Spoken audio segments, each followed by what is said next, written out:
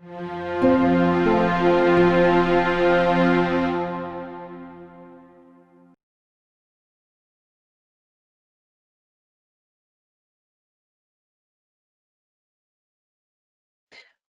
everybody to Ask an Expert with Ask Resource Center. We have a couple of wonderful folks joining us and giving us some of their very busy scheduled time today. With us is Dr. Barb Guy, Director of Special Education for the Iowa Department of Education, and Thomas Mays, Legal Consultant for Special Education for the Iowa Department of Education. My name is Karen Thompson. I'm the Director of Ask Resource Center, and I'm only going to be shown on the screen here for a couple of minutes while I do a really bit of quick housekeeping. We have max capacity, and we had more questions than we're going to have time to answer. What we have done is provided each of those to Barb and Thomas. They have gone through them and grouped them a little bit, and they're going to answer as much as they can get through tonight. And then we'll be taking a look at what next steps are after that. But we want to still encourage you to ask more questions if you have more tonight. So if we can't get to your question tonight, and we won't answer specifics about specific cases or specific students, but we will answer general questions. So if we can't get to your question tonight, we will log it and we will answer it one way or another. Also, for those of you who have heard from others that couldn't get on tonight because we are full, we are recording this and we will be captioning the recording and then sharing it out so that everybody can view it afterward on the website, the YouTube channel, and we'll share that through our social media. So without further ado, I'm going to sign off at this point, and I'm going to let Barb and Thomas introduce themselves. Great, thanks, Karen. We asked Karen to let us introduce ourselves because we want to take one of the questions that was asked last time and use that as a way to introduce ourselves. And I'm going to start, as Karen said, I'm the Director of Special Education. And the question that was asked of us is, what inspired you to choose this career? And I'm going to start with the fact that I was never inspired to be a state bureaucrat, but it seems like I've been preparing for it all my life. I did end up entering special education as a result of family experiences. As a freshman in college, I was undecided about whether I was going to go into teaching or, believe it or not, hotel restaurant management. And when I came back, I went to school out of state. I came home for a weekend. My girlfriends and I all had sisters about the same age. And my sister Peggy had Down syndrome. And we all went out that one night to a movie. And when we were out at the movie, my sister, for whom, as a big older sister, was kind of cruel. I wouldn't let her go to the bathroom. I wouldn't let her get any water. I wouldn't let her get any popcorn.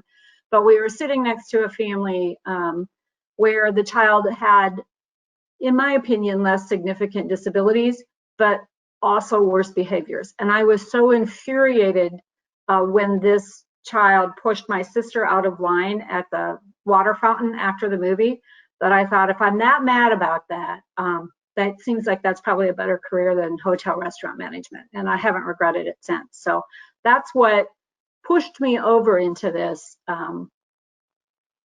career. Thomas.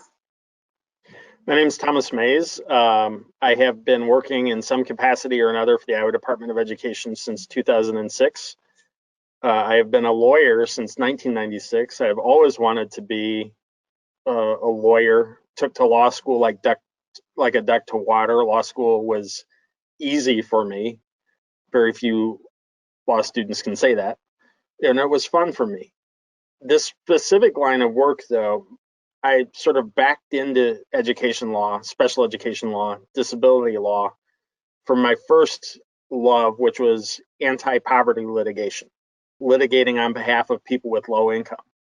And there's quite an overlap of people with low income and people who have been educationally disadvantaged by policy choices and structures that have been put in place. So my interest in education law in general, special education law in particular, was as an outgrowth of economic development and growing capacity for people to manage their own lives and meet their own needs. Along the way, I went from suing the government to becoming the government, but I've never sort of let go of that small piece in my lizard brain, in the back of my mind, where what would I have done when? So I try to balance those needs of wanting to sue me, but understanding what my present role is. A lot of the questions that came in initially, and I'll start out with just the general question, what does FAPE, a free appropriate public education, look like in a virtual environment or post-COVID-19? The standard hasn't changed.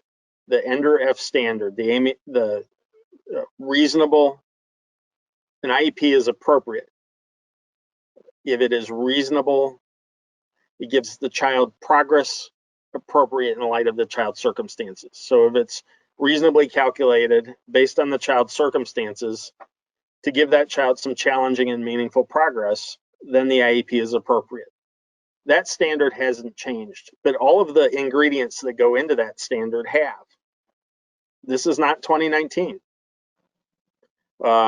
Life has changed, circumstances have changed, educational technology has changed, and we cannot pretend like it is still 2019. For good or for ill, the world has changed. Nor can we pretend like it is the spring of 2019 when there was the option to go voluntary or mandatory by school districts.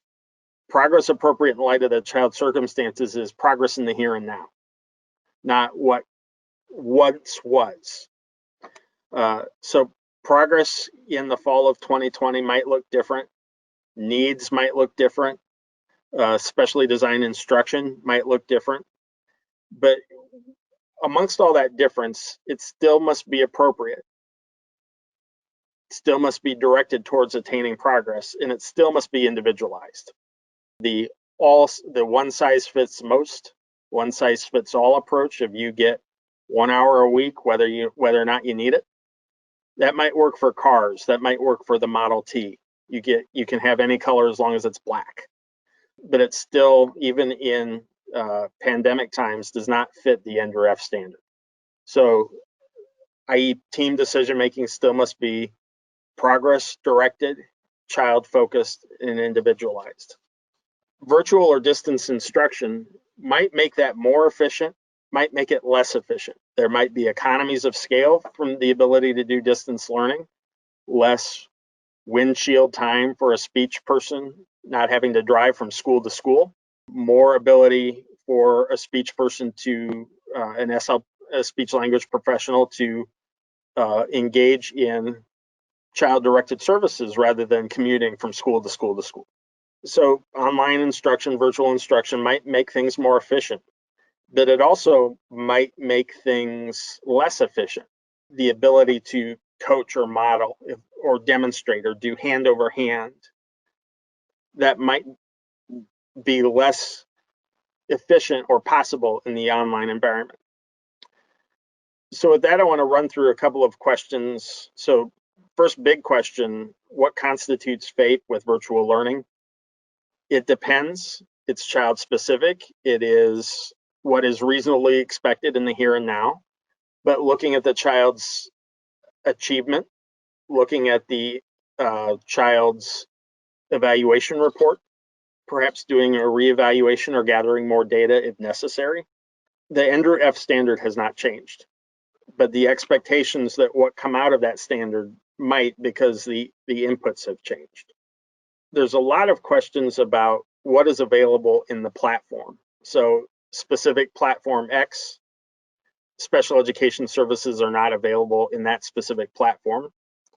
Well, then the team decides how those needed services are met.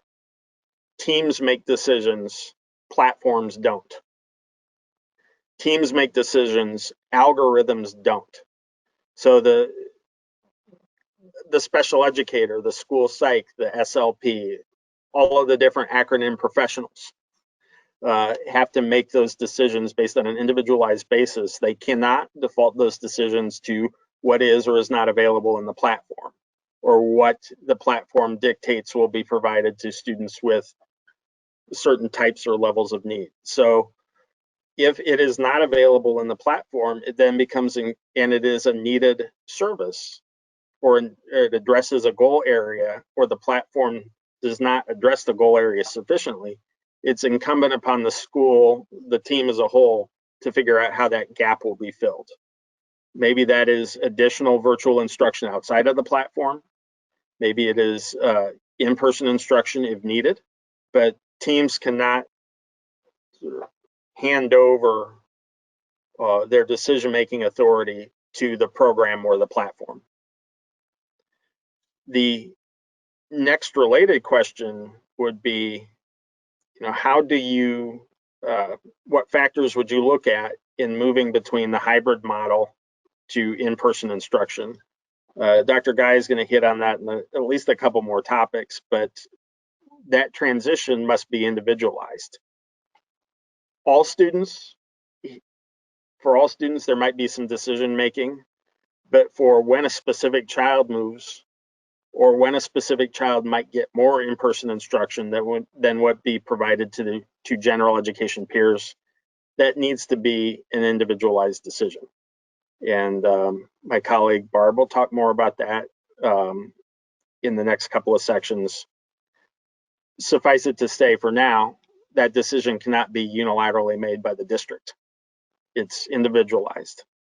A couple of more frequently answered questions, and then I might ask the folks who are monitoring the chat to or the questions to chime in.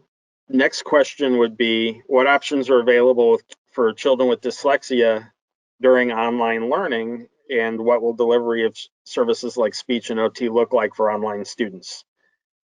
Again, if reading is a goal area need because of dyslexia, the team has the obligation to address that somehow. Maybe there are tools that are pre-populated in the platform that will work, that there are materials that will allow for that explicit instruction in the fundamentals of reading. But if not, it's incumbent upon the team to determine how those goals will be met. Similar for delivery of services like speech and OT for online students. Maybe telehealth, teleservices would be appropriate. If not, the team needs to decide to what extent and how much in-person services will be provided. Want to make sure that I captured most of the frequently asked questions about this topic. I apologize in advance for not being able to give bright line answers, but the one thing that did not change as of March 13th, 2020, is the lack of bright line answers, or the lack of one size fits all solutions. That should be the same. It remains the same, because in all cases, these must be individualized answers. There is no pre-COVID, it was inappropriate to have a pre-packaged, here's what you get. Here's your specially designed instruction, which is identical to everybody else's specially designed instruction. Same logic for post-COVID-19. I've talked for the amount of time I thought I was going to talk on this question, but the elevator speech, progress in light of the child's circumstances as they exist now. The IEP must address those circumstances as they exist now. The IEP must be appropriate and must be individualized. Within that, there's a broad menu of reasonableness, and things cannot be categorically ruled in or ruled out. So if our hosts from the Ask Resource Center have any questions that they would like to put on the table now, Barb and I will do the best to answer them. If not, Barb can move on to the next topic. Thomas, I have one. What if the school team is not letting parents know of the option when needed that their child can continue in person instead of doing the hybrid or all virtual, same as the general education's students, as my school has been doing? And I think that the question is, if I'm not being allowed to exercise, if I'm sort of being boxed in to what gen ed students are getting, that's why we have IDEA, so that students with disabilities aren't boxed into what general education students are getting. That whether that be placement, whether that be specially designed instruction. So if the school is sort of taking decisions off of the IEP team's plate and making them unilaterally, that's where we have some child-specific discussions about procedural safeguards. Give me a prior written notice that tells me, I want to talk to an AEA mediator. I would like to talk to, get some support from Ask Resource Center or the FEP, the Family Educator Partnership. I want to file a state complaint. So as always, if decision-making is not following the process, families always have procedural safeguards to compel the process to be followed. Is recorded instruction considered SDI? And I think that kind of falls in line with what we're talking about again. So, it could be, if it's specially designed, if it's adapting content, methodology, or delivery to address the child's unique needs resulting from the child's disability, and to allow the child to have appropriate access in the general ed curriculum or make progress in the general education curriculum. It could be, but it can't be limited to. So if there's something in the platform that correspondence or packets or recorded lessons or videotape lessons, they could be individualized. And in fact, the U.S. Department of Education has suggested that those might be ways to implement specially designed instruction. But using those recorded lessons or using those videotaped or audio taped lessons still must meet the needs of the child, and they still must be specially selected to meet the child's needs.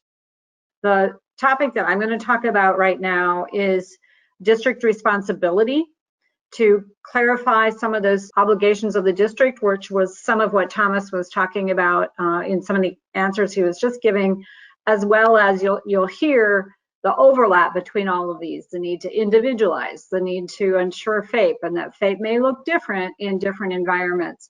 I'm going to read, if I can, just a couple of the questions that we pulled that I'm hoping this content will address, rather than go through each one of them individually.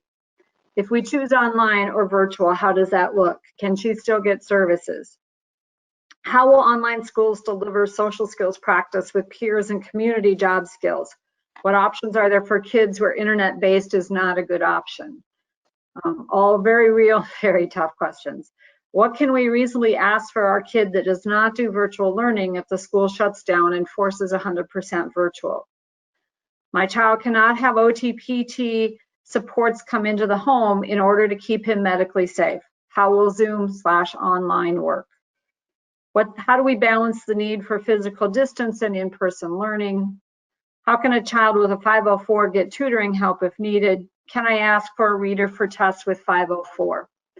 So I'm sure some of those questions resonate with the experiences you're having right now, and the questions you're probably asking yourself and your IEP team. I'm going to really focus not on the 504. I'm going to talk more about kids who are eligible for IDEA. The difference that I really want to talk about is in spring, most of the districts were voluntary. And so we just talked from the State Department, we talked about access, which is what we would talk about still for 504 kids. It's access to the general curriculum. But now that school is full on, it's being, educational services are being provided for everyone, or will be in the next week or so. And so that means every right and responsibility under IDEA is expected, right? It's an obligation of the district. As Thomas has just talked about, the concept of FAPE, the ingredients may look a little bit differently, but it is still FAPE. And so when we talk about district responsibilities now, we're talking more than just access. We're talking about access, participation, and progress. So regardless of what setting or what educational methodology is being used for your child to participate in education, whether it's in-person, continuous learning, virtual learning, or hybrid, all three of those should be addressed. How does your child access the education? How do they participate in the education? And how well are they progressing? What do we need? And if they're not progressing, what needs to change so that they can progress? I think that's a message we're still trying to get out. I also wanted to add that reminder here in terms of, this is a lot of information for districts too. So we're trying to help them with all the information we've thrown out this over the last 6 weeks. We're also helping them apply that. So know that in the conversation that Thomas was just saying about no blanket rules, it's individualized. We are aware that some people have misunderstood that. And so we are hopefully helping them understand that every decision is individualized. So in that case, as a reminder for them, is that it's not sufficient for a district to say, if you can't participate, we're just doing everything virtual, and virtual in our sense means computer. And if your son or daughter can't participate in full manner through the computer or with our accommodations, we've met our obligation. That's not true, right? Remember, the district needs to find ways, you as an IEP team, you as a member of the IEP team need to find ways for participation, access, participation, and progress. So if the online isn't sufficient, what are the other virtual ways you can go? Thomas listed a couple of those that are being promoted. You know, what can be done through packets? Can there be some specialized additional recordings that really are specially designed instruction to supplement other instruction? We've heard some really creative things where a para may be on the phone with a student while they're accessing coursework in a synchronous way. There's certainly the teleservices, as Thomas has talked about. We've heard for the early access folks, that's working really, really well for birth to 3 for many parents. So there are those kinds of things. The other piece that I think we overlook a little bit, we on the education side is, and maybe I should say when we talk about FAPE, one of the definitions of FAPEs, or one of the criteria, is about public supervision. So what is happening? How is the school interacting with you or whoever in the home is helping to provide that instruction to ensure supervision of the delivery of the content, but most importantly, monitor the progress of the student.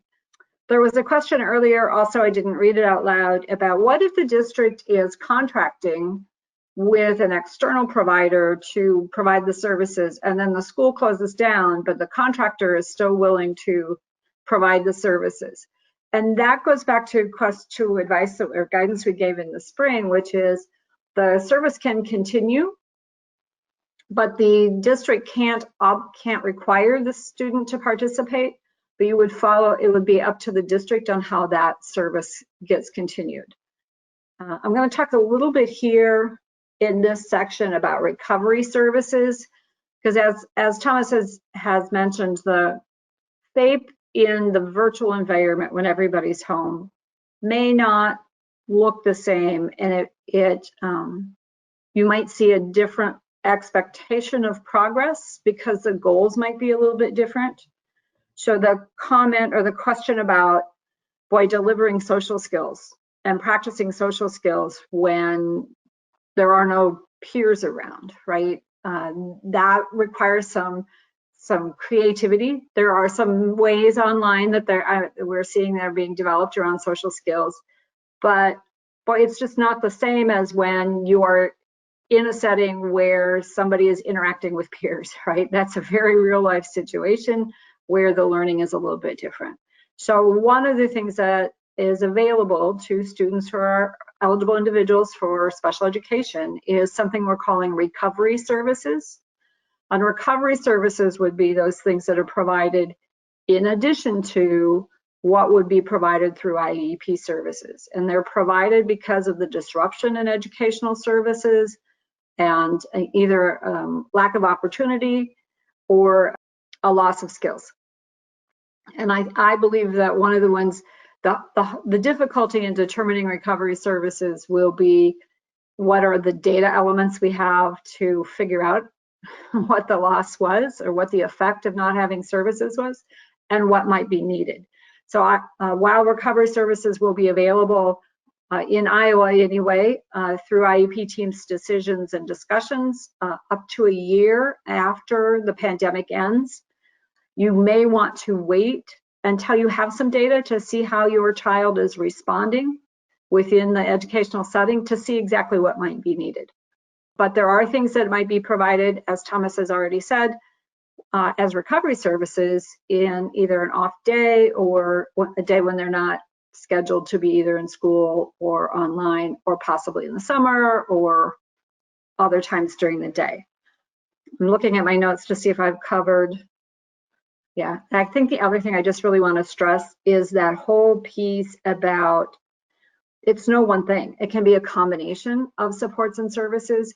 It doesn't have to, it actually needs to look different for each child on an IEP. It shouldn't be one big blanket piece. And then when I'm going to talk, Thomas is going to talk a little bit about homeschool and homebound services, and then I'm going to talk some more about the iPage. And I think when we talk about the iPage, I'll talk more about that decision-making process that IEP teams need to have, or the conversation about, what if I want more hybrid days? What if I want more days in person rather than online? And I'll have that conversation a little bit more there. Thomas, anything you want to add on this one in district responsibility? Just one specific example that illustrates how things might be different. And Barb mentioned social skills. Maybe the social skills that are being measured or tested are digital citizenship. To what extent do I interact with my peers in a digital environment versus a brick and mortar environment? And that may look very different, and the supports might look very different, and the children who need those additional supports might look very different, because the need for explicit instruction on what is and what is not appropriate in a Zoom chat, what is and what is not appropriate in an online collaboration. Just because you can put it in the comment section on kcci.com doesn't mean it's appropriate, doesn't mean that it's socially acceptable. So that might be an example where in this environment, the focus shifts to something that is not to minimize the need for in-person social skills or social supports, but there might be a greater immediate need for those digital citizenship supports. One specific example of an idea that Barb surfaced. Okay, thanks, Thomas. I was just checking over some of the questions that I had to see if I've addressed them. The one about balancing need for physical distance and in-person learning, I think I'm going to just pass that and try to handle that over on the page I conversation. But a touch on it just a little bit here. It's the problem solving of, so let's take the question about the child cannot have PT/OT supports come into the home. Okay, that's fair, because the student needs to be medically safe as well as the providers, right? So we're in a situation right now, in this case, let's play the scenario out, that this is because the providers are not coming into homes. Okay, so if that can't happen, what can happen? What in the PT/OT needs are essential in that home environment? So is it about physical movement? Is it about changing positions? Is it about equipment needs? What are the things that are really going to be critical for that in the education in the home? Maybe it's positioning. So there can be some conversations certainly around getting you the right equipment at home that you might not have. There can be consultation from the OT/PT virtually to help with those kinds of things.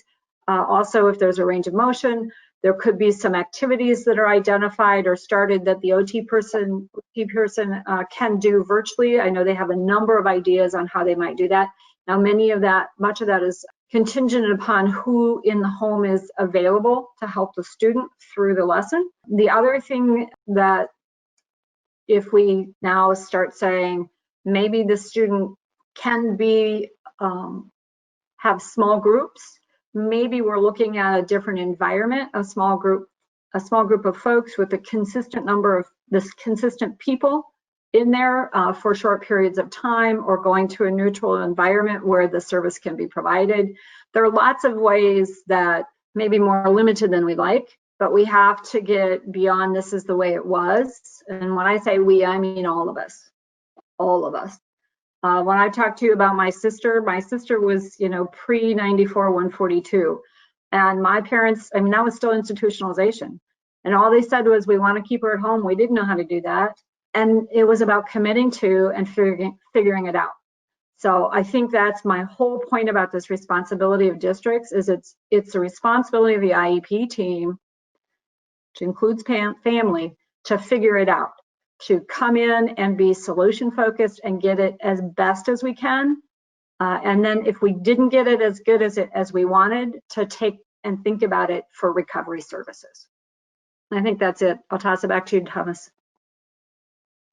I'm going to give a brief overview of sort of the difference between services at home, homeschooling, homebound services, the various constellations just of options. Just because something happens in the home doesn't mean it's either homeschooling or homebound. A lot of times folks get off the tracks of, well, beforehand, this would have been considered homeschooling, or beforehand, we would have needed a homebound IEP or an IEP that called for homebound services to do this. The first thing is what is available to all children. If all children, their parents can elect because of heightened risk, elect services in the home, that's a choice available to all children. That is a general education choice.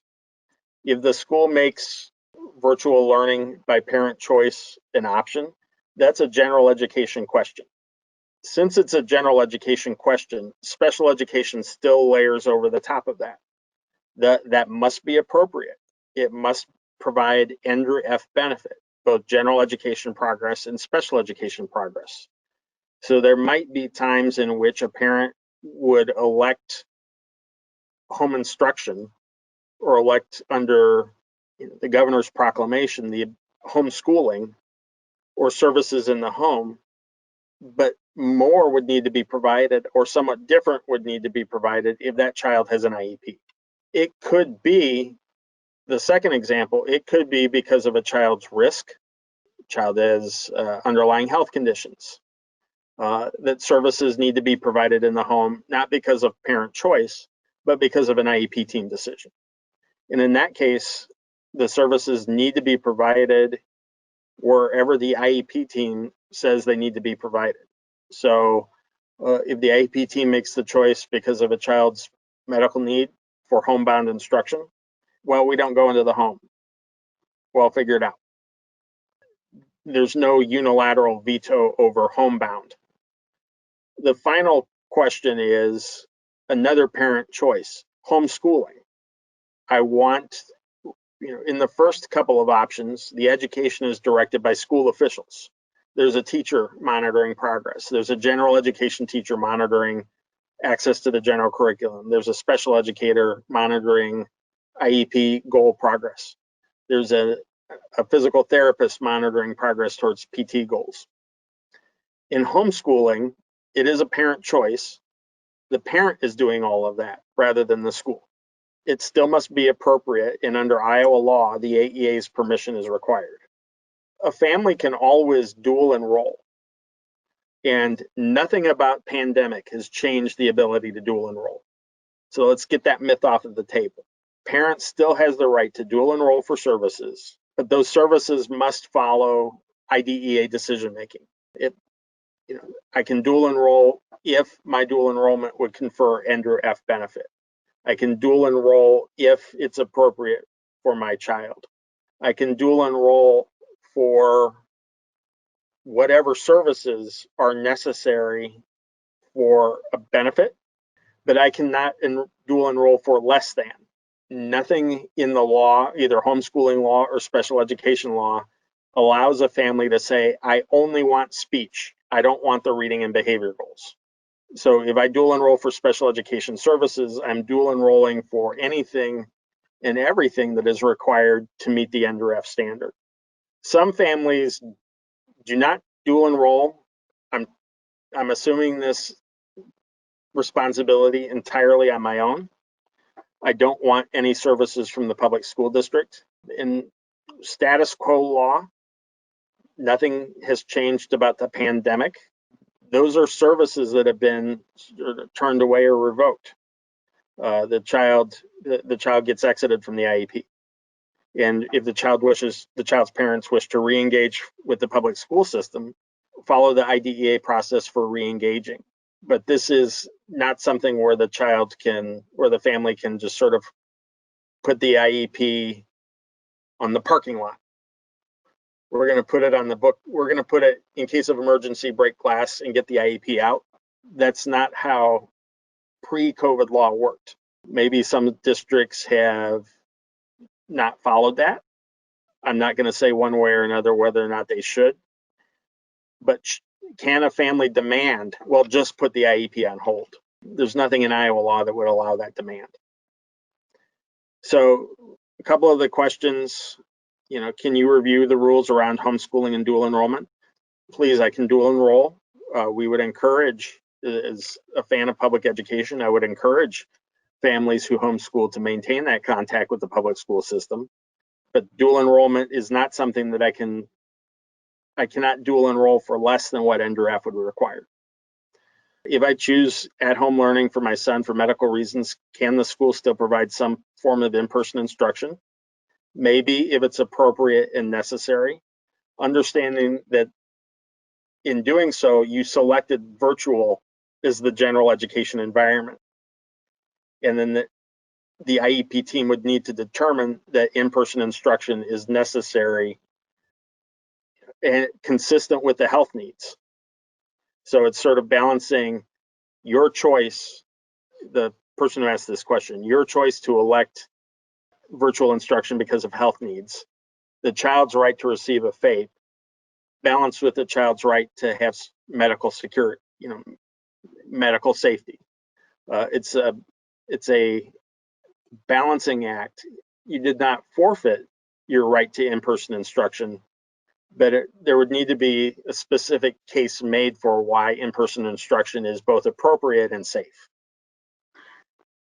And I would add to that, and a need as a result of the disability. Right.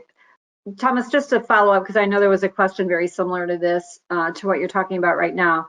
So say that, let's take the home services. So an offer to all parents in the district, and parent says, I'm going to keep my child home, we're going to do the virtual services. And the district then says, great, but you cannot change your mind now for a semester.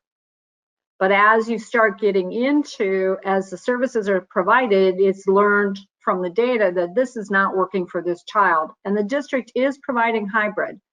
What are the options that would be available there for family and an IEP team? Well, that choice is a gen ed choice. Like, pick a semester at a time.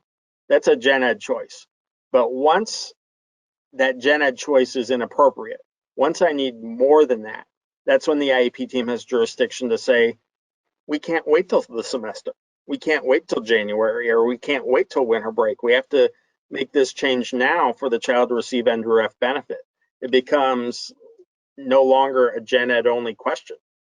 So if the data would suggest that the child is not making NDRF progress, the team needs to meet and decide, hey, we can't wait. So I think that that's a very fair question, and it's a very common question. You parent, you're bound by your choice up and until it runs up against your rights under IDEA. Thank you. So I think I've concluded those longer than I thought they would be remarks on home and education in the home, the various ways that might play out. And so I will toss it back to you for discussions on the iPage. Okay, thank you.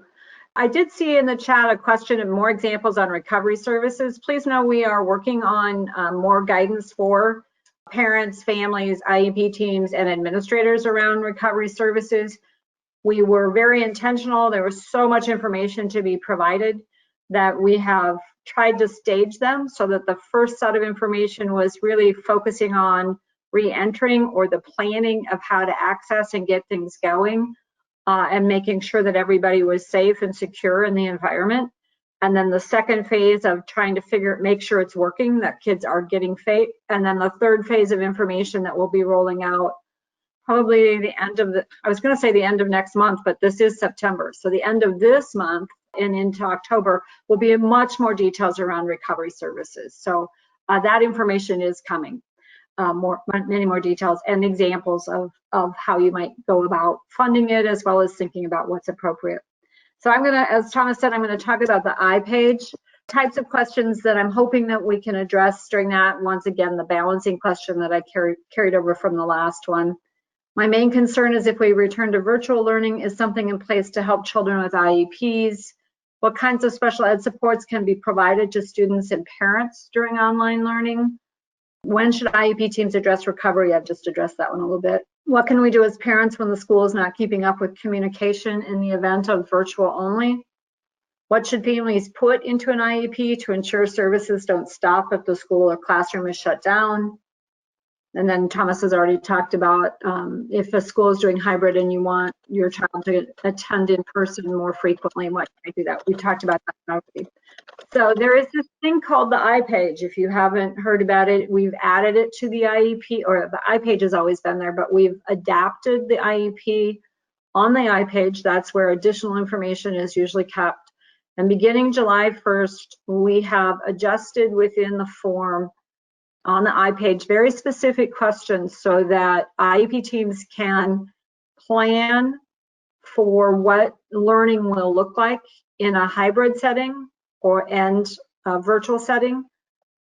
What we are saying is what goes on the iPage is different than what you're used to seeing in the rest of the IEP. You know, the PLAF statement and certainly the supports and services and goals pages, that's what would be provided at any time in the regular face-to-face brick and mortar. What we're hoping to do, or what we're intending to do with this iPage in the IEP, is that we fully anticipate, unfortunately for this year, folks will cycle in and out of different settings. And we were trying to avoid the chaos that happened in March, where, boy, we didn't know what it was going to look like or how to go about providing services, and the communication was very difficult.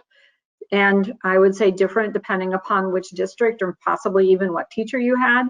So what we're hoping is in the iPage, we can eventually get in front of it so that there will be a proactive conversation, problem solving, so that when something happens, it just automatically triggers into one of those two environments or set of, when something triggers into that environment, everybody knows what the expectations are for services and supports. And some of the things that I know it's very new, so before, that's why we have it. It's to allow that flexibility, the fluidity of moving in and out of different situations, and to clarify what the needs are and what FAPE might look like in each of those settings.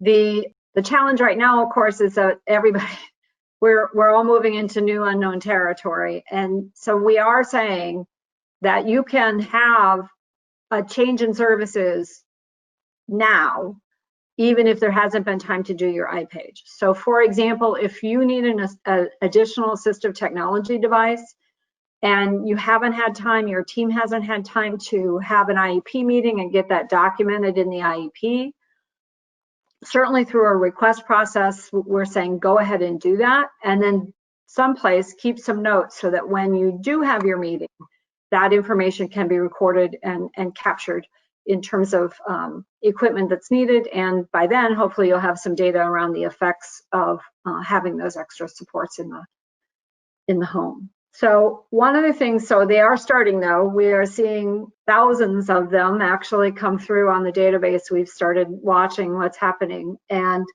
the things I'm hearing is that it can be overwhelming. It is overwhelming. Some of these meetings are lasting 3 to 4 hours, which is really hard when you're on maybe just on a little phone and a little screen, especially if you are doing an annual, if you're doing a completely new IEP.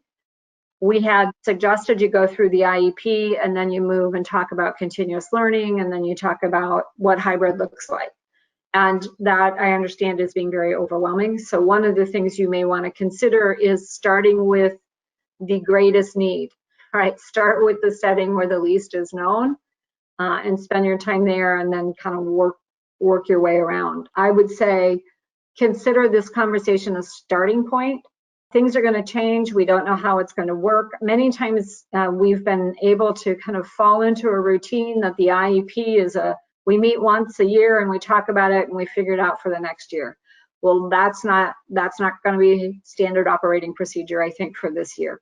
We're going to have to keep informing each other, and there may be many times we may need to amend that IEP. Now, ways we do that, it might, if we really have good communication, it may be very easy to amend it without a meeting because you're already in conversations and thinking through things. May not. You may need to have a formal meeting. So one of the things that I have a couple of hints for you or thoughts for you to think about with the iPage. And I think one of the things that might be helpful because is as you go into the meeting, if you have an understanding of what's being provided for all students, what your district or school is offering all students at that grade level, that's the starting place for the conversation around FAPE. And if you have a good understanding of that before you go into the meeting, that will shorten the meeting because you can get to what does it mean for your child a lot quicker.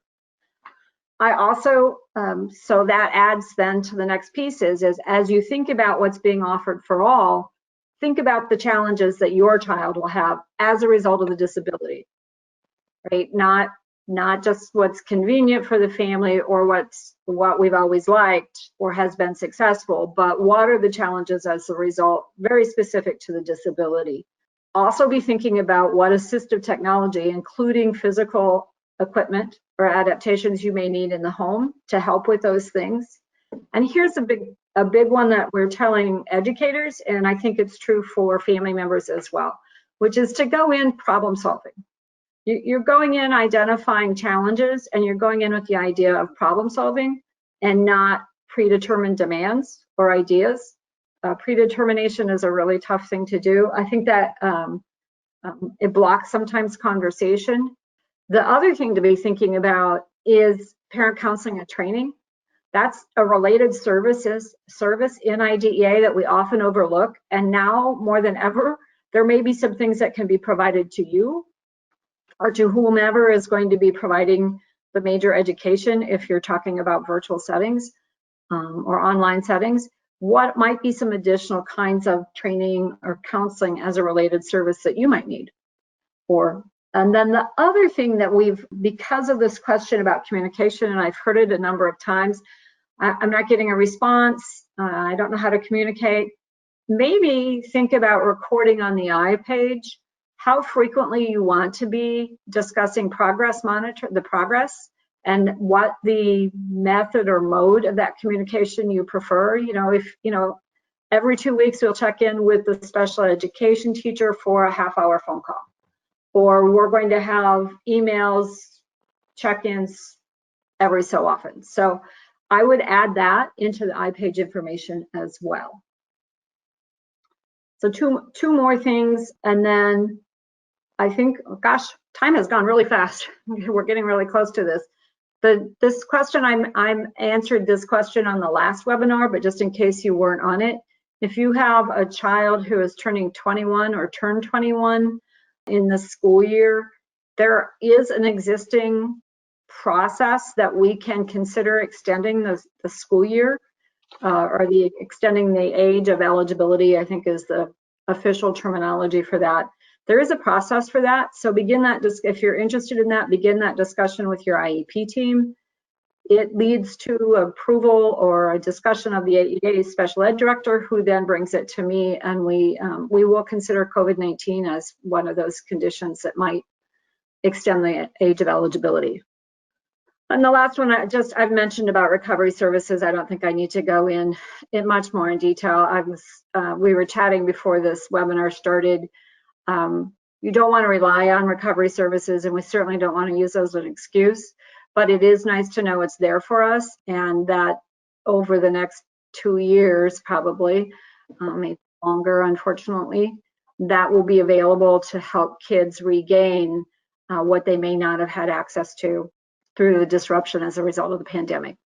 So in closing, Thomas and I each took a question that we wanted to address, and the question I want to address is, how might we evaluate the impact or worthiness of the return to learn plans for our most vulnerable students? And I'm going to start with, first of all, I don't think we just can focus on the most vulnerable students. I think it's our obligation as through general supervision and really just as educators, and that we do take a look at this. So some of the things that we are doing as a state is we are in the process of setting up with our parent organizations, advocacy organizations, contacts, so that if they're hearing of patterns of maybe some misunderstanding of guidance we've given, that we can identify those areas. We also are starting to look at what data are available within the existing IMS system, including maybe attendance data, to see if there's anything that helps us maybe identify some areas where we can get in with supports faster before a bad habit or bad practice may be established. We also have, through the conversations already with the questions you guys have been asking us, as well as other conversations, we're identifying, I'm not sure how it's going to emerge, but right now, kind of what are the 5 big do's or the 5 big myths or don'ts? And we'll be sharing that with the field, with educators. We also are looking at, what we're really recognizing is we spent a lot of time preparing information in the last 6 weeks and providing information in the last 6 weeks for educators. And now what we need to do is help implement and support their implementation of that guidance. So we're looking for lots of ways that we might be doing that. Basically, any professional development model, when you're talking about behaviors, once you give information, you get opportunity to practice, you get feedback, and you get and opportunities to try it. So that's what we're trying. And I think on an individual level, it's going to be you all in partnership with your teams, looking at each individual to see how they're doing and what we can do. So Thomas, I'm going to kick it to you for your question and to close it out with words of wisdom. The last question is, what is the best way to assure that my daughter or my son or my children is or are being pushed to achieve their best? I'd like to start with paying attention to yourself first. And a lot of times the focus is on the child, but to be your best for them, you need to focus on you also.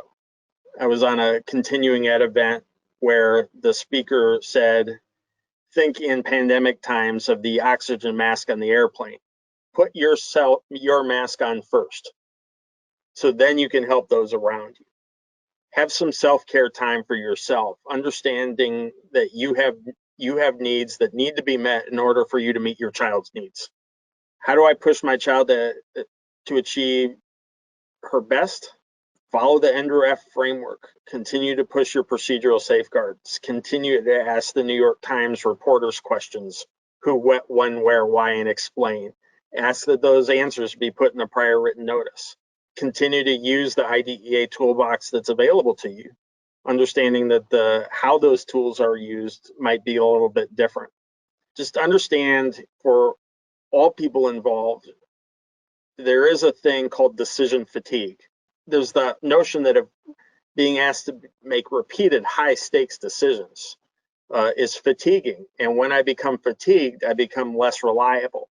Understanding that various members of the team at various times might be in decision fatigue, that might be an explanation or a reason to take a break or a reason to maybe reconvene later, but it's not an excuse to divert the attention from the child's needs.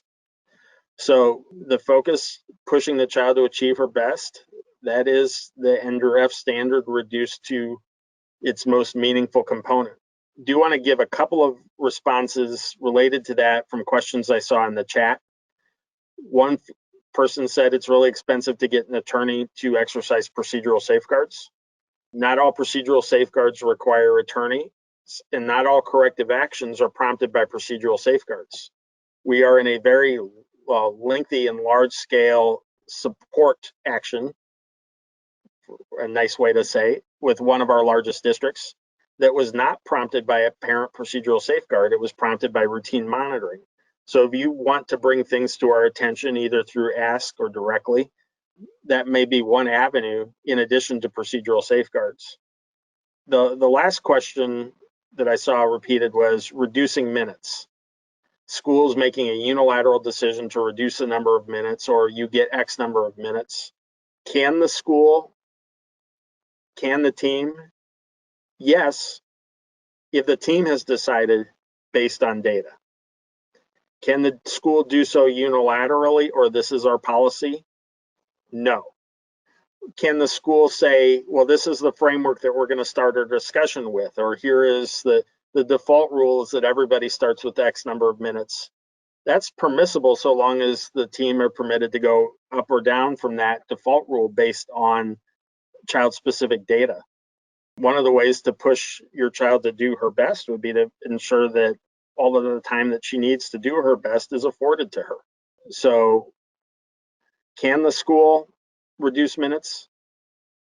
The team can reduce minutes if the data would suggest that a child would receive NDRA-F benefit even with those reduced minutes, but a school can never do so unilaterally.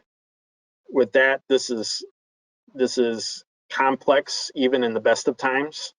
You are, as parents and as parent advocates, are entitled to some latitude and grace here. School folks are as well.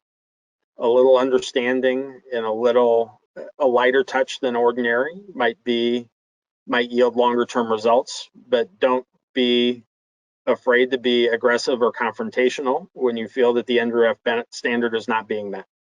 All right, thank you guys so much for your time today. This has been Ask an Expert with Dr. Barb Guy and Thomas Mays. This is Karen Thompson with Ask Resource Center, and I just wanted to wrap up. There was a question at the end of the chat that said, I'm not sure I want to completely just trust the information coming from my district. What other options are there? We logged that question. If it has to do with data specific to your child, we'll get some more resources and information out about that. If you're speaking more generally in terms of what the response should be as a parent, as an advocate and such, I would say certainly look at the Iowa Department of Ed's web pages around COVID and Return to Learn. Look at the Iowa IDEA information.org website. Ask Resource Center's website. We're pushing out as much of those things as we can. A number of other trusted advocate organizations are as well. So if you have an organization that you typically trust and go to, look there first as well. The FEP, I understand, are back up and running now for this school year, the Family Educator Partnership. So there are lots of entities that you can go to ask questions and look for the places that you can get some answers on those things. We will keep pushing information out, and that includes recording of this webinar. One of the last questions was we wish that this was being shared with school administrators. They certainly will have an opportunity to watch this on the webinar. Some of them are attendees tonight. So we do have districts and AEA staff that are interested in knowing from a parent perspective what they need to focus on. And for those who think that you might have somebody who could benefit from hearing this, you'll have access to the recording and you can certainly share it with them. Thanks everybody for your time tonight, and we will keep pumping out information as quickly as we can to you. Thanks again, Barb and Thomas, and everyone for your time tonight. Have a great night.